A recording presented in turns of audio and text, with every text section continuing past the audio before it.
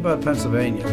We're sitting 90 miles from where our freedom was debated, created, handed to us.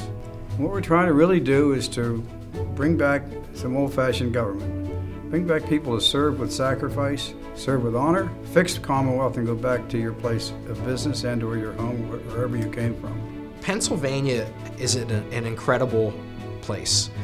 We have an amazing history, we have an amazing physical infrastructure, but unless we make the state more attractive, we're just going to continue to flounder around. You know, there was a time in Pennsylvania's history, this heritage that we have, the Milton Hershey, the Andrew Carnegie, you know, the Robert Fultons. Where are all these people today? They're in other states, other countries, they've moved elsewhere. We need new blood because they're career politicians there. People who are more concerned about preserving and enhancing their job than they are about representing us. We have to get back to the Founding Fathers' principles. We need freedom. We need the opportunity to choose what we want to choose, which is best for our family, not having the government tell us what's best for our family.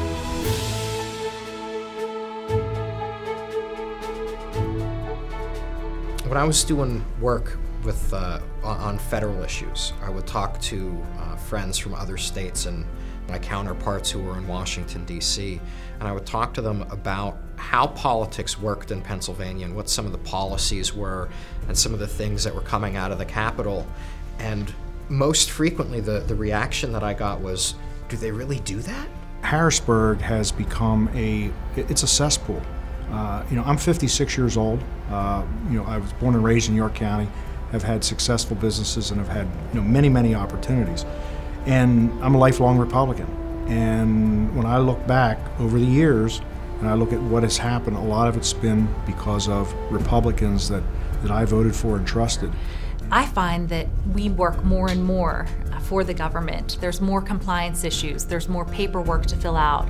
And just this past year, they enacted where now I'm prepaying state sales tax that I haven't even collected yet to the government, which to me is just outrageous. I wore the nation's uniform for almost 27 years.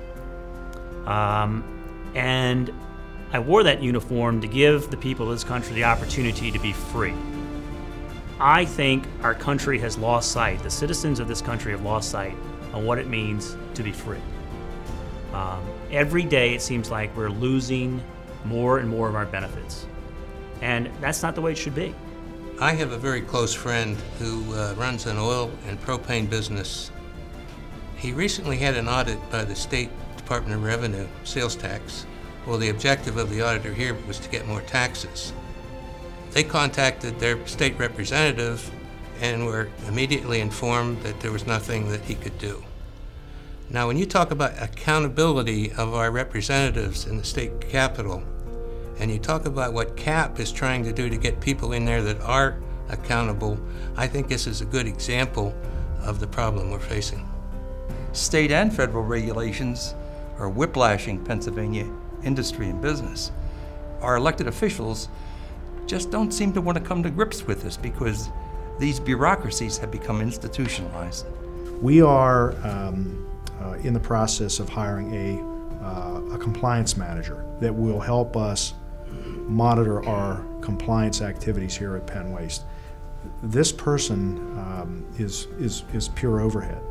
Doesn't really create any additional jobs. Yes, the state of Pennsylvania is a job creator. They're forcing me to hire another person. If this is what this is all about, then we have big problems. Currently, I am a school board director, and what I find to be the biggest effect the government has is the law that allows collective bargaining for public service employees. The right for teachers to strike is basically them telling us that if you don't give us what we want, we will blackmail you. So politicians have gone to Harrisburg and they have given in to the special interest groups. Instead of looking out for all citizens, they've looked out for a very select few. And that has to change. Well, actually, one of the things that I've always talked to people about when I'm out meeting people and telling them more about the state government is, for example, the state pension for elected officials. Basically, what we have is people are most people say that they want to have some kind of a term limit. But what we have is a pension that the longer you serve, the better your pension is, and we're paying for that. And at the same time, it's very difficult to expect these elected officials to vote on reforming something that they're personally benefiting from. As a local elected school board director in Bucks County, I see the impact that state government and state law has on an almost daily basis. I mean, some of the mandates that are put on school boards in terms of what we're required to spend money on, taking away all local control. What that does is it just impacts, property taxes when school boards have to raise taxes. And too often it's not the greatest education, and it's an excessive price because of the kind of laws that Harrisburg are passing. And they're passing them, let's face it, because there's a lot of special interest groups, the teachers union, that they're scared to go up against. And I think that this is why, again, this is why CAP is so necessary, to tackle those special interests. Career politicians, whatever happened to Noblesse Oblige, where we were supposed to be serving, not reaping the benefits of serving? We've kicked the can down the road, and I'm starting to resent the fact that my grandchildren are going to have to pay for this fantasy. This is an organization, I think, that can bring that into focus, and that's why I'm getting involved. Without CAP, the establishment has all the power. They have all the cards. So we need CAP to identify the candidates and to push our agenda forward, to limit government and bring success back. My grandfather always told me that all the statesmen were gone. That back then a representative went to bat for his people because he took a vow of public service. And now through the past few generations, the dynamics have changed quite a bit, and we see a lot more self-service than public service. I'm dealing with people in Harrisburg who have no idea what I'm doing back in my hometown. Something's got to happen. So CAP is an organization that is attracting people that want to see change, and I think that's the theme. It's time for change.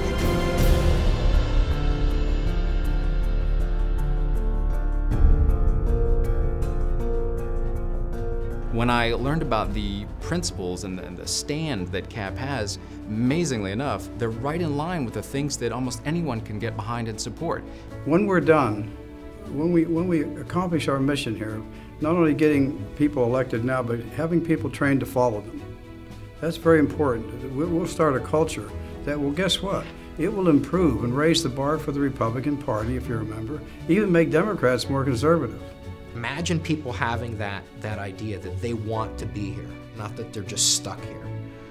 And that's what CAP is about for me, is giving people that opportunity. With CAP and with all of us together, we have a chance to inevitably save the state and hopefully bring prosperity to everybody. Once I was introduced to CAP a few weeks ago, I was very excited to see that their core values and their principles lined up nicely with what I believe is the vast majority of Pennsylvanians. I think a lot of times people feel, they get excited, they get behind a candidate, they think that things are going to be different, and then once they get into the establishment, they're just as bad, if not worse, than what went ahead.